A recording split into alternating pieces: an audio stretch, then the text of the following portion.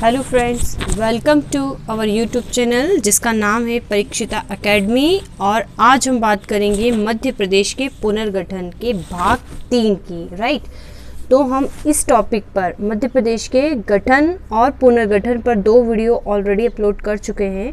So guys, अब हम उसके आगे का समझने की कोशिश करते हैं। जैसा कि हमने देखा था कि जब भारत का संविधान लागू हुआ था उस समय भारत में राज्यों को 4 कैटेगरीज में डिवाइड करा था, A B C D. Right, और उनमें से ए में सीपी बरार था, बी में विंध्य प्रदेश और मध्य भारत था। बाद में जो विंध्य प्रदेश है उसको भाग सी में कर दिया गया था और इसी प्रकार भाग सी में भोपाल था। लेकिन जो ये सारी चीज़ें थी हमने 1956 तक समझी। अब हम ये देखते हैं कि उसी के पैरेलल क्या चल रहा था। एक्चुअल में जो राज्यों के विभाजन की कैटेगरीज थी, यानी कि जो ए बी सी और डी में जो डिवाइडेशन कर रखा था, तो इसके विरोध में कुछ स्वर प्रबल हो रहे थे। कुछ लोगों का मानना था कि राज्यों का जो गठन है वो भाषाई आधार पर होना चाहिए। तो इसी के रिस्पेक्ट में 17 जून 1948 को एस के धर की अध्यक्षता में, जो कि इलाहाबाद हाई कोर्ट के जज थे, उनकी अध्यक्षता में एक समिति का गठन किया गया और इस भाषाई प्रांत आयोग नाम दिया गया। और इस समिति ने 10 दिसंबर 1948 को अपनी रिपोर्ट प्रस्तुत की है, अर्थात उन सभी डेटा को जांचा परखा और क्या भाषा के आधार पर राज्यों का गठन होना चाहिए। तो जून में ये गठन हुआ था और दिसंबर में इन्होंने अपनी रिपोर्ट दे दी और इन्होंने कहा कि भाषाई आधार पर राज्यों का गठन नहीं होना चाहिए, क्योंकि हमें भारत की एकता और अखंडता को बनाए रखना है। ठीक है, हम क्योंकि जानते हैं भारत में कई भाषाई लोग रहते हैं, यहाँ तक कि एक छोटे से एरिया में भी जो है अलग भाषा होती है। फिर बाद में पुनः इन्होंने तो मना कर दिया, इसके धर के अध्यक्षता में तो मना कर दिया। बाद में फिर से दिसंबर 1948 में ही एक और समिति का गठन हुआ, जिसको कहा गया JVP समिति। जे से का मतलब होता है जवाहरलाल नेहरू, पी मतलब सरदार वल्लभ भाई, पी मतलब होता है पट्टाभी सितार मैया और पी मतलब होता है सरदार वल्लभ भाई पटेल। तो इन तीनों की अध्यक्षता में जो एक समिति का गठन हुआ, जिसने अपनी रिपोर्ट 1 अप्रैल 1949 को दी, लगभग 4 महीने के बाद दी। और इन्होंने भी इस बात को माना कि भाषा के आधार पर राज्यों का गठन नहीं होना चाहिए। लेकिन इसी बीच साउथ में आंध्र प्रदेश में कांग्रेस के कार्यकर्ता थे जिसका नाम था श्री रामल्लू। उन्होंने इस बात के विरोध में अनशन कर दिया और 56 दिन की भूख हड़ताल के बाद इनकी डेथ हो गई, जिससे माहौल ना बिगड़े तो ताबड़तोड़ कहा जाए अगर, तो 1 अप्रैल 1953 को भाषाई आधार पर आंध्र प्रदेश का गठन करना पड़ा। अर्थात जो इधर जो प्रशासनिक या भौतिक आधार पर विभाजन होना चाहिए था, ये नहीं माना, बल्कि भाषा के आधार पर आंध्र प्रदेश का गठन किया गया, जिसकी भाषा तेलुगु थी। तो ये क्वेश्चन कहीं एग्जाम में आ चुका है, या आने के चांसेस हमेशा रहते हैं कि भाषाई आधार पर गठन किए जाने वाले पहले राज्य का क्या नाम है। तो उसका नाम है आंध्र प्रदेश। उसकी राजधानी थी कुर्नूल। आज आंध्र प्रदेश की राजधानी कुर्नूल नहीं है, हालांकि आंध्र प्रदेश की आज 3 राजधानियाँ हैं, न्यायिक, कारिक और विधायिक। ठीक है, तो इसी प्रकार हम आगे देखते हैं क्या हुआ। अब 29 दिसंबर, अब जब भाषा के आधार पर आंध्र प्रदेश का गठन कर दिया गया तो अन्य राज्यों से भी मांग उठने लगी। तो फाइनली ये डिसाइड किया गया, हाँ भैया जो भाषाई आधार पर है राज्यों का गठन किया जाएगा। तो 29 दिसंबर 1953 को फजल अली की अध्यक्षता में एक 3 सदस्यीय कमेटी का गठन किया गया, जिसके मेंबर 2 और अन्य थे, KM पाणिकर और HN कुंजरू। इन्होंने अपनी रिपोर्ट 30 सितंबर 1955 को सौंपी और ये कहा ठीक है, भाषा के आधार पर राज्यों का पुनर्गठन किया जाएगा और 16 राज्य और 3 यूटी यानी कि यूनियन टेरिटरी यानी कि केंद्र शासित प्रदेश बनाए जाएं। ये फजल अली आयोग ने अपनी रिकमेंडेशन दी थी। हालांकि उन्होंने इस रिकमेंडेशन के आधार पर एक बात का और क्लियरिटी दी थी कि ठीक है, भाषा के आधार पर तो गठन कर रहे हैं, लेकिन एक राज्य एक भाषा का सिद्धांत अमान्य कर दिया, अर्थात भारत की एकता सर्वोपरि है। देश की एकता में सुरक्षा का अनुरक्षण में संरक्षण हो अर्थात भाषा के आधार पर गठन तो हो रहा है, लेकिन उससे देश की एकता एवं संप्रभुता को खतरा नहीं होना चाहिए। भाषाई व सांस्कृतिक एकरूपता, वित्तीय, आर्थिक और प्रशासनिक तर्क भी दिए गए। प्रत्येक राज्य में पूरे देश में लोगों के कल्याण की योजना, उसका संवर्धन समान रूप से किया जाएगा। कुछ इस प्रकार की बातें भी फजल अली आयोग ने रखी। और जब राज्यों का भाषाई आधार पर पुनर्गठन हो गया तो फाइनली फिर राज्य पुनर्गठन अधिनियम पारित किया गया 1956 में, और 7वां संविधान संशोधन किया गया 1956 में, और उसके तहत 14 राज्य और 6 यूटी का गठन किया गया। राइट, 14 राज्यों 6 यूटी का गठन किया गया। अब हम यहाँ पर सारे 14 राज्यों को या 6 यूटी को नहीं पढ़ेंगे, ये हम इंडियन पॉलिटी में देखेंगे। हम यहाँ पर अब मध्य प्रदेश के रिस्पेक्ट में ही बात करेंगे, क्योंकि हम मध्य प्रदेश का पुनर्गठन पढ़ रहे हैं। मध्य प्रदेश के रिस्पेक्ट में हम बात करें तो ये मध्य प्रदेश का भाई पुनर्गठन 1 है, क्योंकि मध्य प्रदेश का 2 बार भाई पुनर्गठन किया गया है। अब हमें ये बात पता थी कि हमारा जो आज का वर्तमान मध्य प्रदेश है उसका कुछ हिस्सा CPN बरार का है, कुछ हिस्सा मध्य भारत का है, कुछ हिस्सा विंध्य प्रदेश का और भोपाल का है। कुछ हिस्सा नहीं बोलूँगे, एक्चुअल में पूरा ही विंध्य प्रदेश और भोपाल आज की तारीख में MP में है। तो उस समय क्या किया गया, हमें पता है जो CP बरार है, सेंट्रल प्रोविंसेस इन बरार जो है, उसमें उस समय 22 जिले गठित किए गए थे 1956 तक या 1956 से पहले। तो उसमें से भाषाई आधार पर जो हिंदी भाषी राज्य थे 17 जिले को मध्य प्रदेश में शामिल कर लिया गया, और 5 जिले को महाराष्ट्र में दे दिया गया जो कि मराठी भाषाई थे। हालांकि आज की तारीख में 5 जो जिले, उस समय जो CP बरार में 5 जिले थे, आज की तारीख में ये महाराष्ट्र में 8 जिले बन चुके हैं। कौन कौन से बन चुके हैं? अकोला, अमरावती, बुल्डाना, वर्धा, नागपुर, भंडारा, यवतमाल और चांदा। राइट, लेकिन हम यहाँ पर 5 जिले CP बरार के महाराष्ट्र में कर दिए गए। मध्य भारत में पूरा का पूरा शामिल कर लिया गया। राइट, मध्य भारत पूरा का पूरा शामिल कर लिया गया, लेकिन मध्य भारत में जो मंदसौर की सुनील टप्पा तहसील है इसको राजस्थान को दे दिया गया, क्योंकि प्रशासनिक रूप से ऐसा लग रहा था कि नहीं ये राजस्थान में होना चाहिए। तो ये चेंजेस हुआ, मध्य भारत में पूरा का पूरा ऐसा शामिल हो गया। मतलब क्या है कि जो CP बरार मुख्य मध्य प्रदेश 1956 तक माना जाता था, ठीक है, अब ये 4 से जो है मिलकर बना है, 4 राज्यों से मिलकर बनाया गया है, जिसमें मध्य भारत पूरा आ गया। अब विंध्य और भोपाल को भी एज इट इज पूरा का पूरा शामिल कर लिया गया। अब एक्स्ट्रा क्या हुआ यहाँ पर? तो एक्स्ट्रा ये हुआ कि जो राजस्थान की सिरोंज तहसील थी उसको विदिशा में शामिल किया गया। अब आपने इंडिया का मैप मध्य प्रदेश का मैप देखा होगा, कुछ इस प्रकार से मध्य प्रदेश का मैप है। तो यहाँ पर सिरोंज तहसील एकदम मध्य प्रदेश के बीचों बीच, कितना यूनिक है ना, कितना अलग चीज़ है। आप अगर इसको देखें तो 1956 तक ये राजस्थान का हिस्सा था और आसपास से दूसरी रियासतें थी। मध्य भारत था, इधर विंध्य प्रदेश था, इधर पास में भोपाल था। तो इस तरीके से जो ये है सिरोंज जो बीचों बीच था, फाइनली इसको विदिशा में शामिल किया गया। और नागपुर की भेजदेही तहसील जो थी इसको बैतूल जिले में शामिल किया गया। यानी कि और इसका जो ये प्रोसेस थी 1 नवंबर 1956 में संविधान के 7वें संशोधन अधिनियम के तहत की गई। तो इस तरीके से मध्य प्रदेश का गठन किया गया। जब मध्य प्रदेश का गठन हुआ तो उस समय यानी कि 1 नवंबर 1956 को टोटल 43 जिले थे और 9 संभाग थे। तो ये क्वेश्चन पूछ लिया जाता है कि जब मध्य प्रदेश 1956 में मध्य प्रदेश का पुनर्गठन हुआ तो मध्य प्रदेश में कितने जिले थे? तो मध्य प्रदेश में 43 जिले थे और 9 संभाग थे।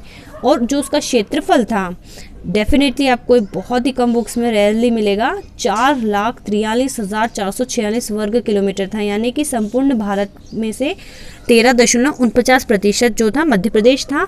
और ये क्षेत्रफल में उस समय फर्स्ट था, आज नहीं है लेकिन उस समय फर्स्ट था। आज इसलिए नहीं है क्योंकि 2000 में फिर से मध्य प्रदेश का गठन किया गया था।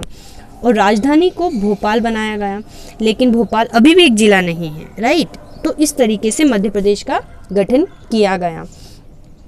अब मध्य प्रदेश का गठन तो किया गया है, तो ये भाई पुनर्गठन की हमने बात कर ली। अब आंतरिक रूप से भी इसमें कई सारे चेंजेस हुए हैं। तो क्या क्या चेंजेस हुए अब हम उसके बारे में देखते हैं। तो 26 जनवरी क्या हुआ हम देखते हैं। 26 जनवरी 1972 को 2 जिले बनाए गए। भोपाल और राजनांदगांव, राइट, भोपाल और राजनांदगांव 2 जिले बनाए गए। तो टोटल जिलों की संख्या कितनी हो गई? 45 हो गई। पहले जो 43 जिले थे, तो अब टोटल जिलों की संख्या हो गई 45। और 1980 में 3 संभाग बनाए गए। चंबल संभाग बनाया गया ग्वालियर से, बस्तर संभाग बनाया गया रायपुर से, जो आज वर्तमान में छत्तीसगढ़ में है। उस समय हम बात कर रहे हैं 1956 के बाद की, तो छत्तीसगढ़ भी एमपी में ही था। होशंगाबाद संभाग बनाया गया, जो कि भोपाल से बनाया गया। तो ये भी पूछा जा सकता है कि हमारे लिए इम्पॉर्टेंट चंबल है और होशंगाबाद है। चंबल संभाग का गठन किससे किया गया? तो ग्वालियर से किया गया और 1980 में किया गया। होशंगाबाद का भोपाल से किया गया। यानी कि अब 1980 तक मध्य प्रदेश में 45 जिले थे और टोटल कितने थे? 12 संभाग थे। अब मध्य प्रदेश के आंतरिक पुनर्गठन हेतु BR दवे की अध्यक्षता में जिला पुनर्गठन समिति 1983 का गठन किया गया। यानी कि अब जिले का निर्माण स्टार्ट हो जाएगा। तो क्या क्या किस तरीके से रहा? तो 25 मई 1998 को टोटल 8 जिले बनाए, जिनमें से 4 जिले आज वर्तमान में छत्तीसगढ़ में हैं। तो हमारे लिए वो इम्पोर्टेंट नहीं है, इसलिए हम इन 4 जिलों को पढ़ेंगे एमपी के।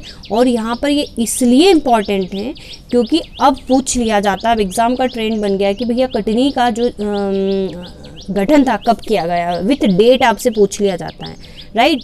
अभी तक इसके पहले तक के जिलों का इतना इंपॉर्टेंस नहीं। हाँ, भोपाल के बारे में पूछा जा सकता है कि भोपाल का गठन कब किया गया था। तो इसी प्रकार अब जिलों के गठन की डेट आपको याद रखनी है। तो श्योपुर जो कि मुरैना से बना था, बड़वानी खरगोन से, कटनी जबलपुर से और डिंडोरी मंडला से जो जिले बने थे वो कब बने थे? 25 मई 1998 को बने थे, राइट। तो इस तरीके से आपको ये याद रखना है। अब 45 थे और टोटल 8 जिले थे, क्योंकि छत्तीसगढ़ भी उस समय एमपी में ही था, तो हम इसके रिगार्डिंग बात करते हैं। तो 45 और 8 हो गए 53, मतलब अब जिलों की संख्या 53 हो गई। संभाग 12 ही और 12 ही रहेंगे। उसके पहले मध्य प्रदेश का फिर से सेपरेशन हो जाएगा। फिर 10 जून 1998 को सिंहदेव समिति के अनुशंसा पर 6 जुलाई 1998 को 8 जिले फिर से बने, जिसमें से 5 जिले वर्तमान में छत्तीसगढ़ में हैं।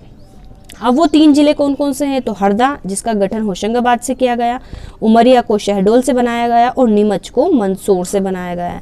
तो इस प्रकार अब जिले थे 53, टोटल 8 जिले बनाए, तो ये हो गए 61 जिले और 12 संभाग, राइट।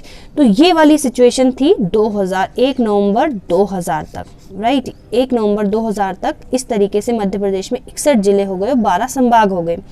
लेकिन अब मध्य प्रदेश का जो है भाई पुनर्गठन 2 किया गया। तो यहाँ पर 18 मार्च 1994 को रविंद्र चौबे ने मध्य प्रदेश में छत्तीसगढ़ के विभाजन का बिल पेश किया और फाइनली डिसीजन होते होते आपको पता होगा कि किसी भी राज्यों का जो गठन या पुनर्गठन होता है, इसकी जो शक्ति होती है संसद के पास होती है, राइट। भाग 1 में इसका अच्छे से वर्णन दे के रखा हुआ है। तो ये पारित कर दिया और फाइनली 1 नवंबर 2000 को मध्य प्रदेश का विभाजन कर दिया गया और इसके लिए संविधान में 84 अमेंडमेंट एक्ट बिल पारित किया गया, जो कि सन 2000 में हुआ था। और इसके तहत मध्य प्रदेश और छत्तीसगढ़ को अलग कर दिया गया। तो जो छत्तीसगढ़ अलग हुआ, तब उस समय इसका क्षेत्रफल था 1,35,913 वर्ग किलोमीटर और इसका जो परसेंटेज था उस समय, यदि मध्य प्रदेश के क्षेत्रफल को 100% मान ले तो 30.47% को लगभग छत्तीसगढ़ का हिस्सा था, जो कि अलग कर दिया गया। और इस तरीके से मध्य प्रदेश का विभाजन किया गया। अब जब मध्य प्रदेश का विभाजन हुआ तो हमने देखा था कि पहले क्षेत्रफल में भारत में जो सबसे बड़ा राज्य था मध्य प्रदेश था, लेकिन आज की तारीख में ये 2nd रैंक पर है, 2nd हाईएस्ट है क्षेत्रफल में। अब इसी तरह जब मध्य प्रदेश का विभाजन हो गया तो मोस्ट इंपॉर्टेंट चीज़ है कि 16 जिले जो है, 61 जिले थे टोटल, तो 61 जिलों में से 16 जिले, कितने याद रखना, कितना सिंपल है ना, 6 इसको अपोजिट कर दीजिए तो 16 हो जाएगा। तो 16 जिले छत्तीसगढ़ में चले गए और 12 में से 3 संभाग जो है छत्तीसगढ़ में चले गए। तो फाइनली मध्य प्रदेश में फिर से कितने हो गए? 45 जिले और 9 संभाग बचे। तो ये क्वेश्चन भी बनता है कि जब मध्य प्रदेश को यानी कि 84 अमेंडमेंट एक्ट 2000 जब 2000 में हुआ तो एमपी में कुल कितने जिले थे? तो 45 जिले थे और 9 संभाग थे। और ये भी पूछा जा सकता है कि इस समय सीएम कौन थे, तो हमें सीएम की लिस्ट हम बाद में अच्छे से करेंगे, अदरवाइज वीडियो थोड़ा लंबा हो जाएगा। तो इसी तरीके से जब मध्य प्रदेश यानी कि 1 नवंबर मध्य प्रदेश के लिए बेहद इंपॉर्टेंट डेट है। 1 नवंबर 1956 को टोटल जिले थे 45 और 9 संभाग थे। अब क्या हुआ? फिर से जिलों के गठन स्टार्ट हो गए। तो 15 अगस्त 2003 को 3 जिले बने। कौन कौन से बने? अशोकनगर बना गुना से, बुरहानपुर खंडवा से और अनूपपुर शहडोल से। तो इस तरह फिर से जिलों की संख्या हो गई है 45 + 3 यानी कि 48 हो गई। अब फिर 17 मई 2008 को थोड़ा सा अपोजिट लिखा गया है, ये अलीराजपुर का गठन किया गया झाबुआ से। और क्योंकि यहाँ पर ये एक ही जिला है तो हम समझ रहे 48 है, तो ये कौन से क्रम का जिला है? ये 49 नंबर का जिला। अभी तक किसी एग्जाम में नहीं पूछा, लेकिन डेफिनेटली अभी क्वेश्चन बन सकता है, इसलिए अब पूछा जा सकता है कि 49 कौन सा जिला का, किस जिले का गठन हुआ? तो आपको याद रखना है अलीराजपुर का। इसी प्रकार 24 मई, ज़्यादा डिफरेंस नहीं है, कुछ ही दिनों का अंतर है, तो 24 मई 2008 को सिंगरौली का गठन किया गया, सीधी से अलग किया गया और ये 50वें नंबर का जिला था। फिर 14 जून 2008 को शहडोल संभाग का गठन किया गया। अभी तक संभाग कितने थे? 9 संभाग थे और आज वर्तमान में संभाग कितने हैं? 10 है, तो ये 10वां संभाग शहडोल ही है। तो ये पूछा जा सकता है कि सबसे लेटेस्ट संभाग कौन सा है, या जो सबसे 10वें नंबर का संभाग है उसका गठन कब किया गया है? तो हमें याद रखना है 14 जून 2008 को। इसी प्रकार 16 अगस्त 2013 को आगर मालवा जिले का गठन किया गया शाजापुर से, ये 51 नंबर का जिला था।